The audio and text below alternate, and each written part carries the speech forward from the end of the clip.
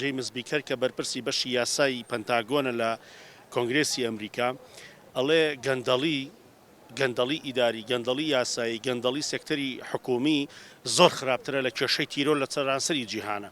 چونکە کێشەی گەندەڵی خراپ بەکارهێنانی دەسەڵاتی ئیداری فەرمی و نافەرمی ئەبێتە هۆی تێکچوونی شیرازەی شپرزەی کۆمەڵگە. کاتێک کە تۆ ئەم دەسەڵاتە خراپ بەکارهێنی ئەبێتە هۆی کوتلە و کوتلەکاری، ئەبێتە هۆی کۆمەڵێک بە ئارەزی خۆیان امتیازات و هەموو مافێکان هەبێ و کۆمەڵێکیش تەنها سیر بکەن و زەقی چاویان بێ و هیچ شتێکیان بۆ نەگرێت. بەڵێ بڕیارێکی دروستە من دەستخۆشی لە هەر کەسێکەکەم بەردێ بخاتە سەر بەردێ بۆ ئەم وڵاتە، ئیتر گرنگ نییە حیزبی بێ یان حکومی بێ.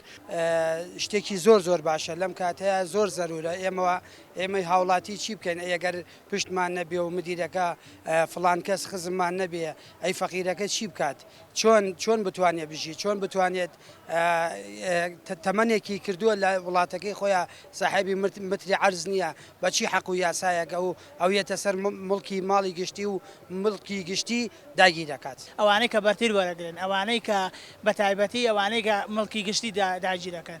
من زۆرم پێخۆشە، زۆر دەستخۆشی لێ یەکەم، زۆر مەمنونیە بین کە ئاوا قەراری وا دەرەکات و دز و گەندەڵ و ئەمانەی کە ماڵی خەڵک داگیرەکەن دەستگیریانەکە و زۆر مەمنونین. زۆر گرنگە چکە ئەو کەسانە مادەپەرسن دوای مادەکەوتون پۆست و پلە حکومی و حیزبی و ئیداریەکانیان بەکاردێنن بۆ گیرفانپڕکردنی خۆیان بۆ بەدیهێنانی حەزە نەفسەکانی خۆیان. بۆیە پێویستە یاسا و دەسەڵات ستۆپیان پێ بکە بڵێ حەق تا ئێرەیە، ویژدان تا ئێرەیە، بێویژدانی مەکەن، ناحەقی مەکەن.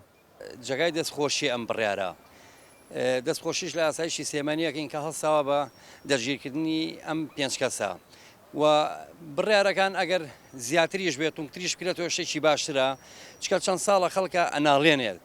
یعنی تەنانەت ڕێگا و نەبوو بچی بۆ سەیرانێک بچیتە باخێکی شۆ هەمی داگیر کرابوو، سەیرانێ بکەی لەگە ماڵ و ناڵتا بە خۆشیەک هەمی تەلبەن کرابوو. ئەمانە ئەم بڕیارەی کاک باڤێڵ دەستخۆشی لێ یەکەم هیوادارم لەسەرەوە هەتا خوارەوە پیا بێتە خوارەوە.